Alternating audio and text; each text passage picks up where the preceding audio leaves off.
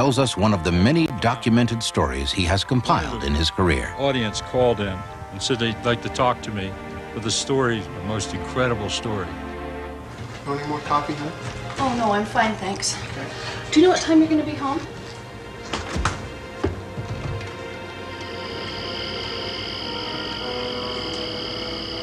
Can you hear that? Katie? Can't you hear it? It's like crickets. Come on, over here. No, honey, It's so loud. sit down. Honey, are you okay? It's We can't hear anything. I'm sorry. it's so loud. It's gone. I can't hear them. I don't know what you've been hearing, but it's a good thing you didn't use this blender. Look at this cord. Could have really been shocked. At that moment, it seemed like just a little thing, and over the next few days, the incident was completely forgotten. It was just another routine morning for the Gilder family, but all of that was about to change.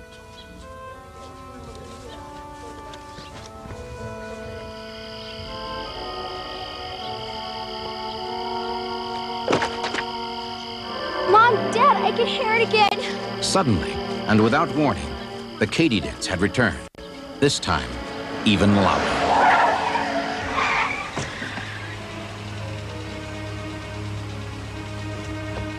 Are you all right? Yeah, I'm fine. But I'm sorry. That idiot just ran the stop sign. Sure glad no one was standing there. Yeah, me too. Sorry. You okay? Yeah, I'm fine. Need any help? No, I'm fine, thanks. You okay? It's gone. I can't hear it anymore. They're gone. As suddenly as they had come, Yes. the crickets I'm fine. disappeared. Yes. And Katie went on to school. Were the Katydids just a product of her imagination? Why was she the only one who could hear them? These were questions that were never far from Frank Gilder's mind. He was acutely aware that both times his daughter heard the crickets, she had been saved from a potential disaster.